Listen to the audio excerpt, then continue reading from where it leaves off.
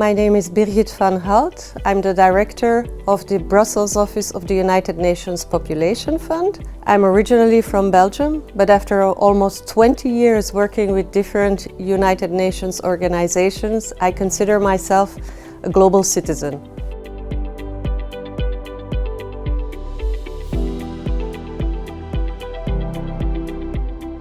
Women face similar challenges in the workplace, whether it's the difficulty of having one's voice heard at meetings, whether it's juggling family responsibilities with a demanding career, or whether it's breaking through the glass ceiling.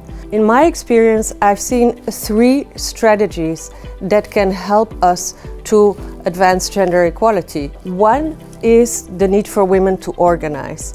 Definitely, when women come together, they can make change. I have seen how in the United Nations system, for example, we have focal points for women in every organization that work with senior management to address structural barriers and issues. A second strategy that I would recommend is a zero tolerance policy for all forms of harassment, including sexual harassment, discrimination, and abuse of authority. And a third strategy is the adoption of an equality action plan, whether it's a gender equality action plan or a diversity action plan.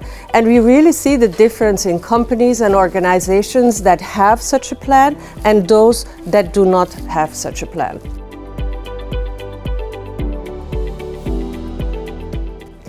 Well, I had the honor of contributing to the gender parity strategy of the Secretary General Antonio Guterres.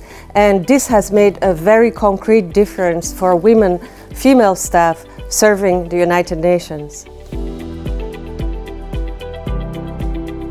I would say that if a company or an organization adopts an equality action plan, it's very important that there is ownership and buy-in at the most senior level of the organization. And it's also essential that there is a system of measurement and accountability.